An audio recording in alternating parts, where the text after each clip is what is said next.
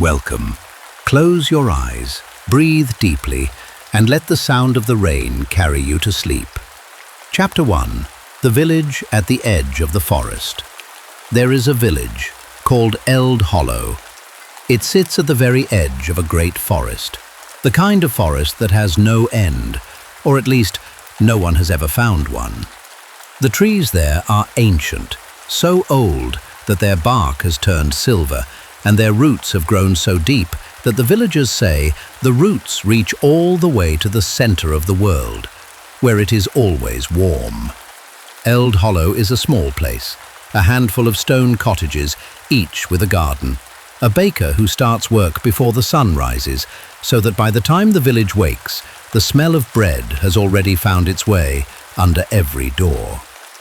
There is a mill beside a slow river, a schoolhouse with crooked windows, a market square with a single ancient oak, so wide that 3 people standing together with arms outstretched could not reach all the way around it. It is, in every way, an ordinary village. Or it was, until the lanterns began to go out. You see, in Eld Hollow, every home had a lantern hung beside its door. Not candles, not torches, lanterns, glass and iron, each one hand-blown and hand-forged, and each one lit with a flame that never quite went out on its own. The villagers had always assumed this was simply the nature of good lanterns, that they were well made, that the glass was thick and the iron was fine. But the truth was something older than that. The lanterns were kept alive by magic. Not the loud, crackling kind you might imagine, with sparks and smoke and wizards in tall hats shouting incantations. No, this was quiet magic, the kind that lives in the corners of things, in the space between a word and its meaning, in the warmth that lingers in a chair after someone has risen from it. Comic of that quiet magic lived alone in a small cottage at the northernmost edge of the village, where the cobblestones ended and the roots of the forest began. Her name was Sable. Chapter 2. Sable. Sable was old, not in the way that made people frail, but in the way that made them still. She moved through the world the way deep water moves, slowly, without urgency, without noise. Her hair was white, the kind of white that has forgotten it was ever any other color. Her eyes were the color of river stone, grey-green, and when she looked at you, you had the feeling she was seeing not just your face, but the shape of every thought behind it. She had been the lantern keeper of Eld Hollow for a very long time. No one in the village quite knew how long. The oldest grandfather could not remember a time before Sable. His grandmother had spoken of her too, with the same quiet reverence, as though she had always been there, like the oak tree in the square, or the river. Each evening, just before dusk, Sable would take her walk. She carried nothing but a small leather satchel and a walking stick carved from a branch of the silver-barked trees at the forest's edge. She would move through the village lanes, slowly, and as she passed each home, she would pause, just for a moment, and look at the lantern beside the door. She never touched them, she never opened them, she simply looked. And the flames would glow a little brighter, a little steadier, as though they recognized her and were glad. This was her gift, her one quiet, beautiful gift. Attention. The lanterns burned because someone saw them, truly saw them, and in being seen, they did not go out. But on the morning this story begins, Sable did not come out for her walk. Chapter 3. The First Dark Lantern. It was young Finn who noticed first. Finn was 11 years old and small for his age, with ears that stuck out and knees that were almost always scraped. He lived 3 cottages down from Sable's, and every morning, without fail, he would pass her door on his way to the schoolhouse. He had never once seen her door closed at this hour. Usually, she was already in her garden by now, tending to the low, silver-leafed plants she grew along the garden wall, things nobody else seemed able to grow, plants that bloomed in all seasons, whose flowers smelled faintly of cedar and rain. But today, the garden was empty, the door was shut, and the lantern beside it had gone out. Finn stopped. He stared at the dark lantern for a long moment. He had never seen an unlit lantern in the village before. It looked wrong, like a closed eye on a face that should be awake. He almost knocked on the door, but he was late for school, and he told himself he would check on his way home. He did not check on his way home, because by the time school let out, 2 more lanterns had gone dark. The village noticed. Of course it did. Villages always notice.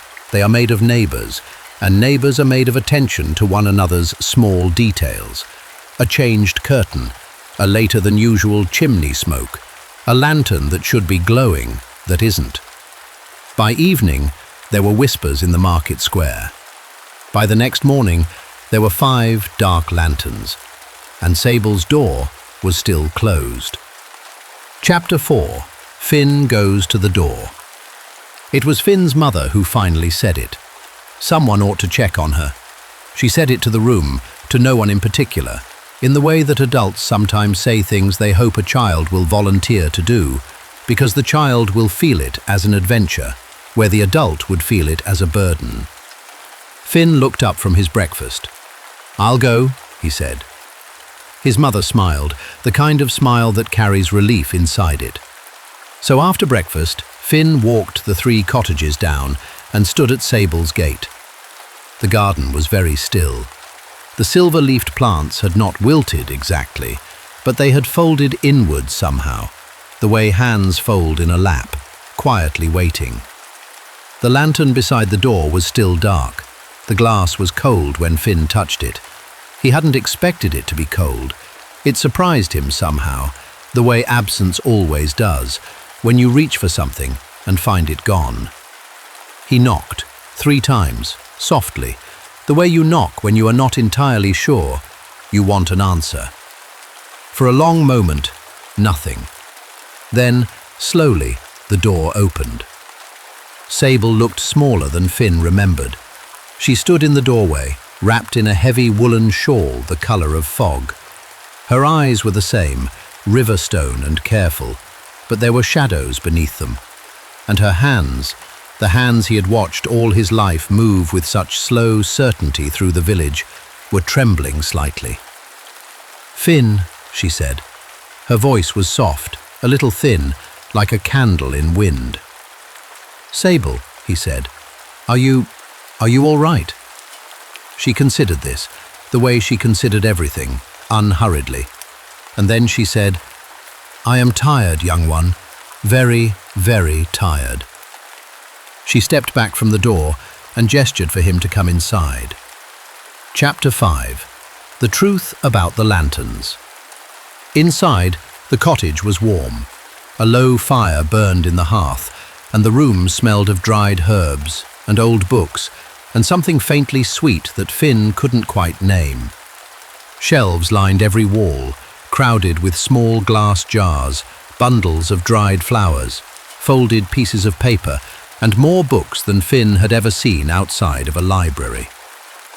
Sable lowered herself into a chair beside the fire. She moved carefully, the way people do when their bones have started to make small complaints. She gestured to a stool nearby, and Finn sat. For a while, neither of them spoke. The fire crackled. Something shifted softly in the walls, wind in the eaves. Then Sable said, "I suppose it is time I told someone." She looked at the fire for a long moment. "The lanterns," she said, "are not simply lanterns. You understand that, of course.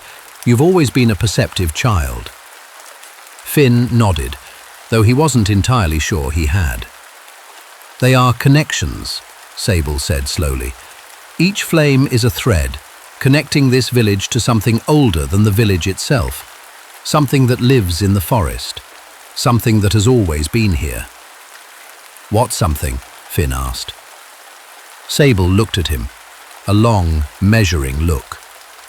"A heart fire," she said, "deep in the forest, There is a place where the oldest magic gathered. Long ago, before there were villages or roads or even people who might notice it. The magic settled there, the way warmth settles in stone. And it burns, quietly, steadily, and it feeds the lanterns. But, she continued, the heart fire needs tending. It needs to be seen, the same way the lanterns do. Something that is wholly unseen, eventually, fades. Finn understood then, more than he could have explained. He felt it in his chest, the particular sadness of something, slowly going dark. "And you've been tending it," he said, "all this time." "Yes," said Sable, "for a very long time." "But you can't anymore," Finn said, quietly, without accusation. Sable shook her head. "I am very old, Finn, even for me. The walk into the forest, I have made it 10,000 times, but my body has finally decided. It has made it enough." The fire breathed. The room was very still. "Someone else must go," Finn said. "Yes," said Sable, "someone else must go." Chapter 6. The Forest at the Edge of the World. Finn left the cottage that afternoon with Sable's walking stick, her satchel over his shoulder, and a set of directions that were less like instructions and more like suggestions the forest itself had made. "Follow the silver roots," Sable had told him. "Not the path, the roots. They know where they're going, even when they look like they don't." The forest began where the cobblestones ended. Finn had been to its edge before, many times. All the children of Eld Hollow had played at its border, daring each other to step between the first trees, and then laughing and running back to the safety of the lane. But he had never gone further. No one had, except Sable. He stepped between the first silver-barked trees. The air changed immediately. It was cooler here, and smelled of green things and deep earth, and something faintly electric, like the air before a storm. The light filtered down through the canopy in long, pale columns, the kind of light that makes dust motes look like they're dancing. The noise of the village disappeared, not gradually, the way sounds fade with distance, all at once, as though someone had gently closed a door. And in its place, only the forest, the slow percussion of branches, the occasional soft drop of water from leaf to leaf.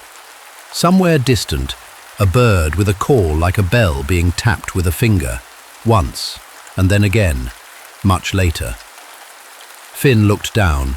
There, beneath the carpet of fallen leaves, he could see them, the roots, thick and silver, threading through the soil like veins of moonlight. He chose the largest and followed it. The forest was not frightening. He had expected it to be. He had prepared himself for fear, had told himself that if he felt afraid he would simply keep walking, keep breathing. But the fear didn't come. Instead, there was something else, a feeling he didn't have a good word for yet, though later, much later, he would call it reverence. The feeling of being somewhere that has been itself, completely and quietly itself, for so long, that it doesn't need anything from you, not your approval, not your understanding, just your presence, your honest, open presence. The trees grew older as he walked, their trunks wider, their roots larger, the silver in their bark brighter. He began to feel them, not the way you feel something you touch, but the way you feel a hum in a room, a vibration just below hearing. Something was here, something large and calm and very, very old. He walked for a long time. The light shifted, though he could not tell if it was time passing or simply the canopy thickening. His legs grew tired. He stopped once and sat on a root and ate the small piece of bread he'd tucked into the satchel. He drank from a stream that crossed the root path. The water was cold and tasted clean and slightly sweet, the way melted snow tastes. Then he walked again. Chapter 7. the heart fire. He smelled it before he saw it. Not smoke exactly, something gentler than smoke, like warm stone, like sun on old wood, like the kitchen at home just after bread has been taken from the oven. A smell that is less an aroma and more a feeling in the chest. He came around a wide route, nearly as tall as he was, and stopped. The clearing was small, perhaps 30 steps across. The trees that circled it were the oldest he had seen, their trunks as wide as houses, their bark so silver it was nearly white. Their branches reached inward over the clearing, forming a canopy so dense that the sky above was only visible as small scattered pieces, like a broken mirror, showing only fragments of blue. And in the center of the clearing, there was a fire. Not a bonfire, not a campfire, something smaller, quieter. It burned a few inches above the ground, without wood, without any visible fuel, sitting in a shallow hollow in the earth, as though the earth itself were its hearth. The flame was the color of autumn, amber and gold, with the occasional thread of deep red.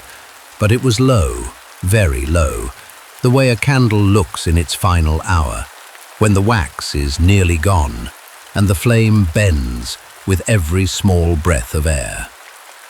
Finn walked toward it slowly. He felt, without quite knowing why, that he should not run, that this place required slowness, that anything rushed here would be wrong. He stopped at the edge of the hollow and looked down at the flame. It flickered toward him, the way a flame flickers toward a breath of air. But there was no wind.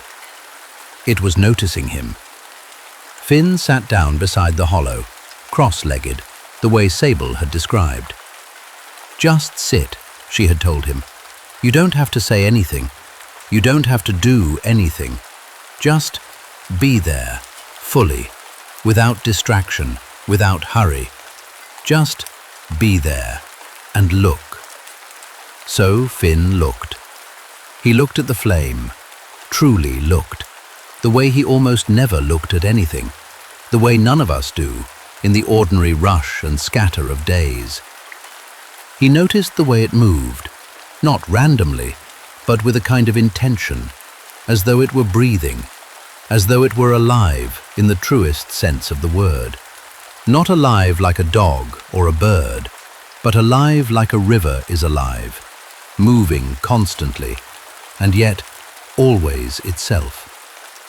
He noticed its color, the amber at the base, where it was warmest, the gold in the middle, where it was brightest, the pale, almost white at the very tip, where it became almost nothing, almost air, before it dissolved.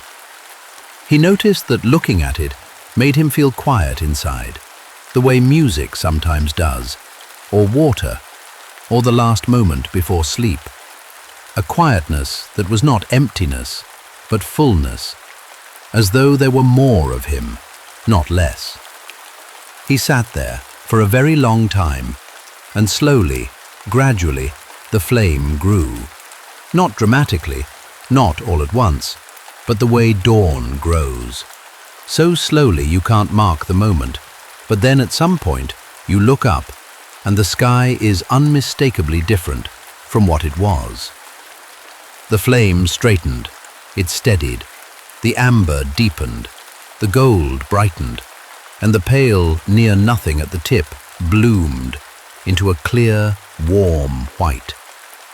Finn breathed out, slowly. Chapter 8. What the Forest Gave Back.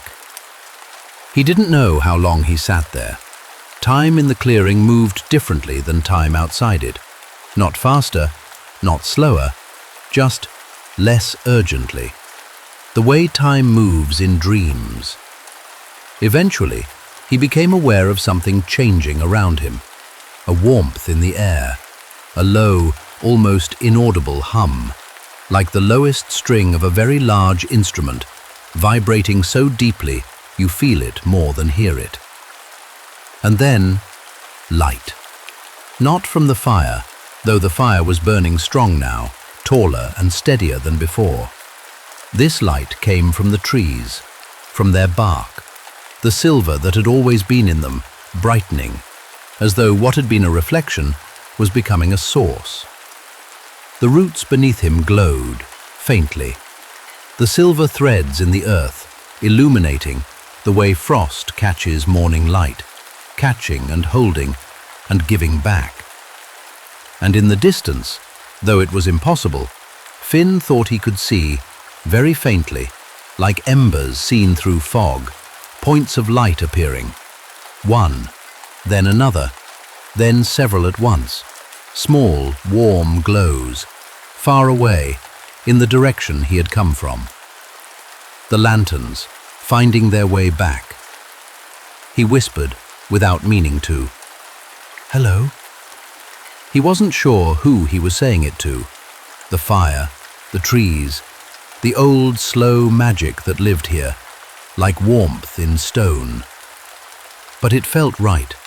It felt like the only thing to say. And the flame bent toward him, just slightly, the way a flower turns toward sun. Chapter 9. The Walk Home. The walk back through the forest was different from the walk in.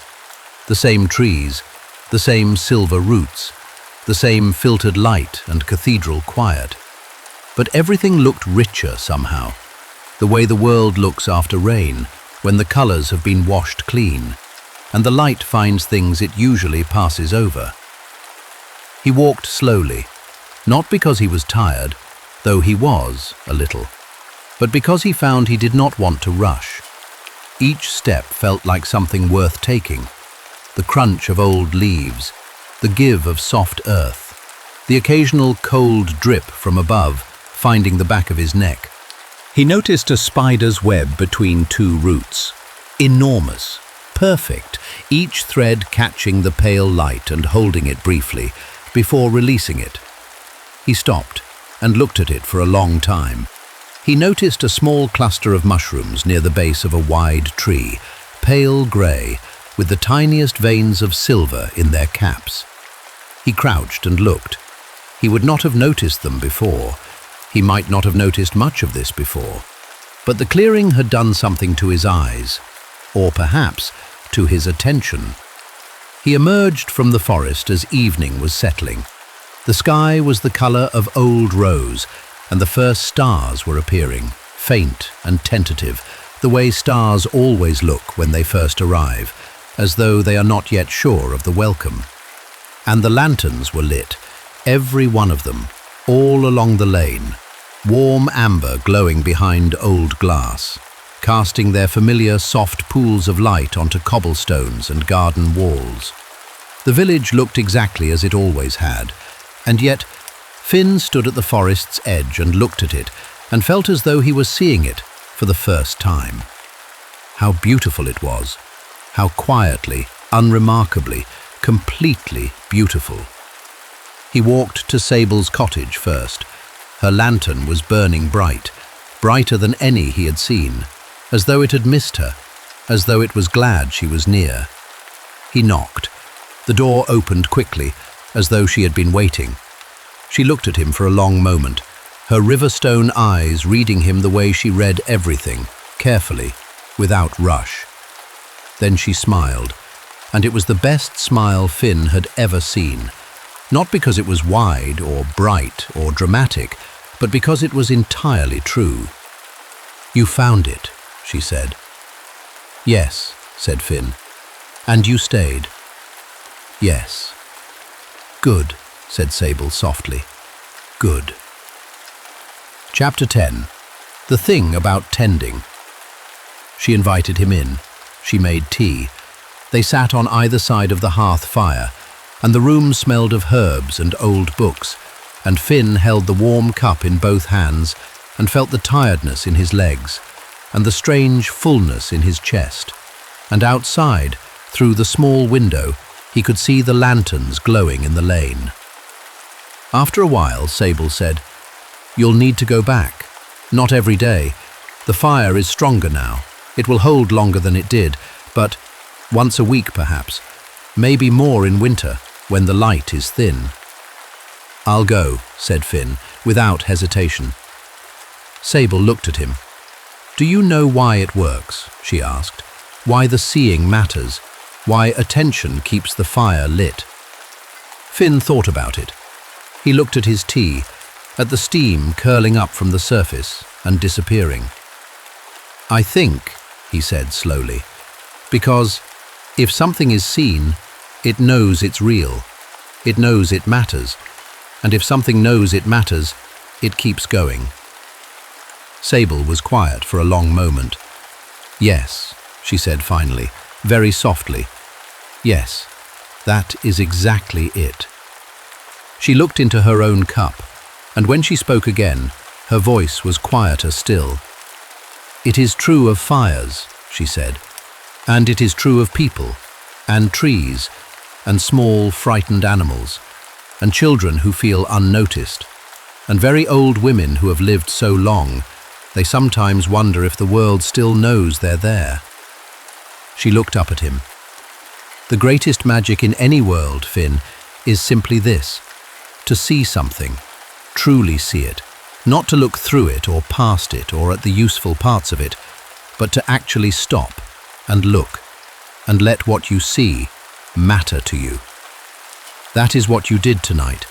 You went into a dark and unfamiliar place, and you sat, and you looked, and you let it matter.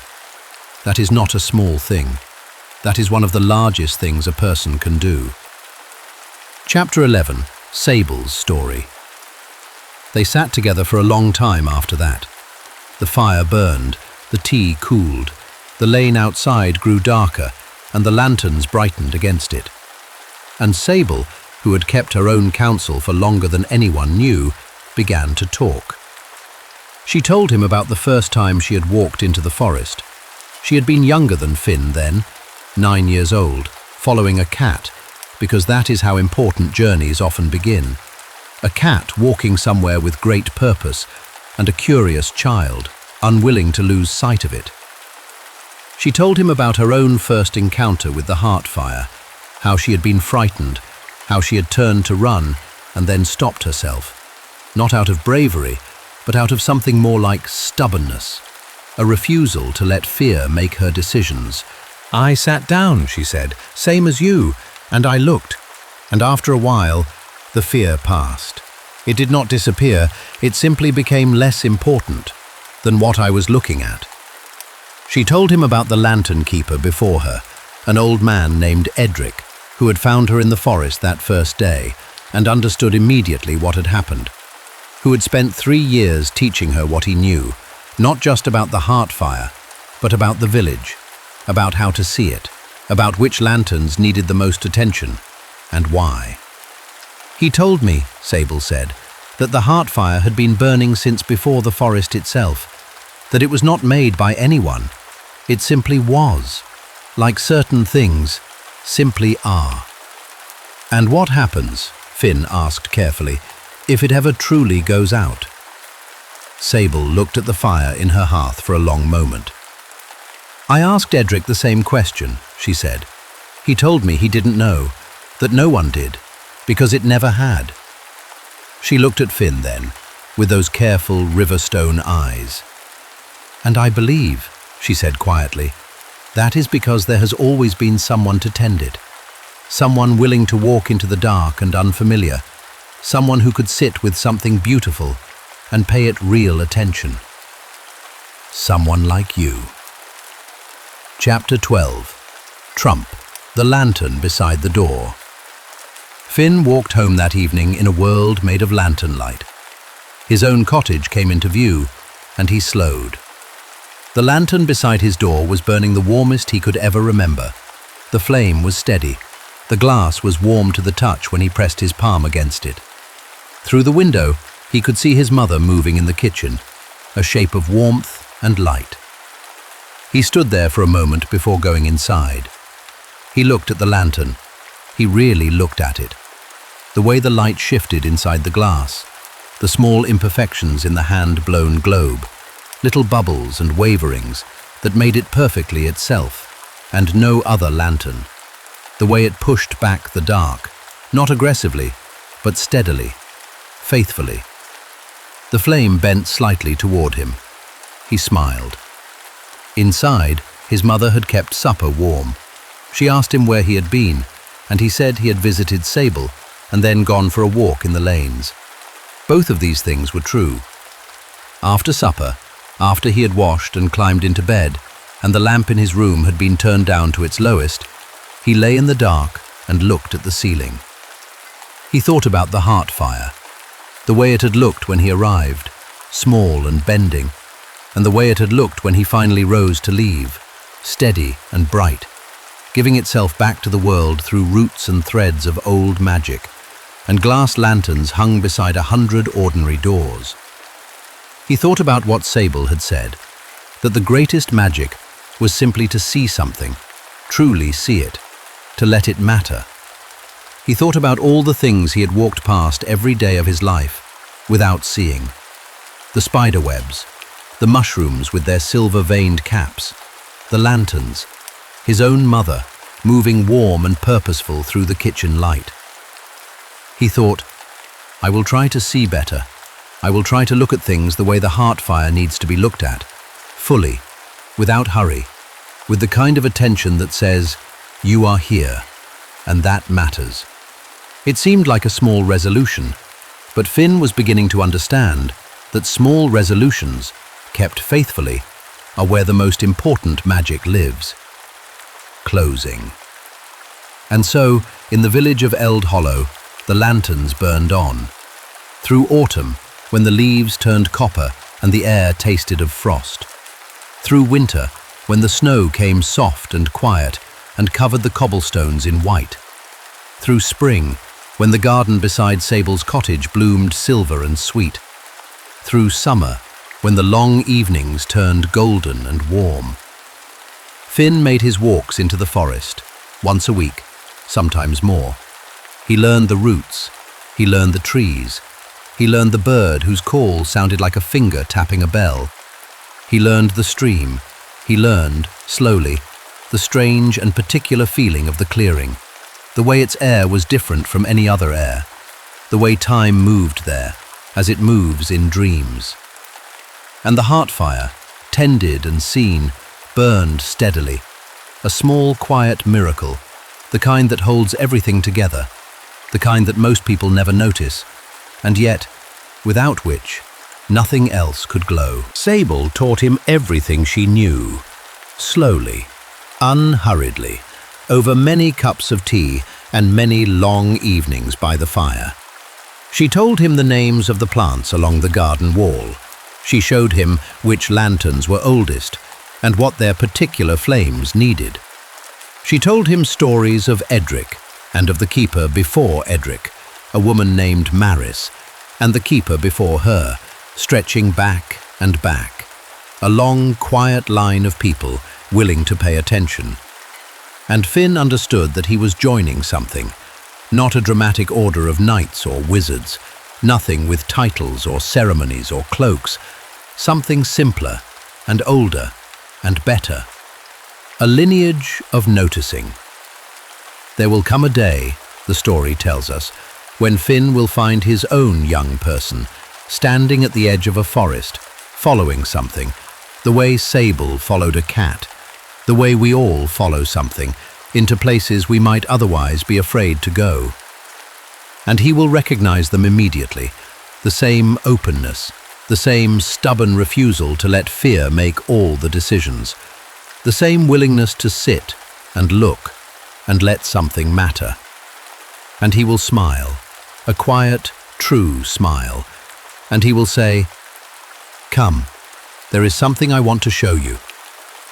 And now, here is the part of the story that matters most. Because the lanterns of Eld Hollow are not the only lanterns.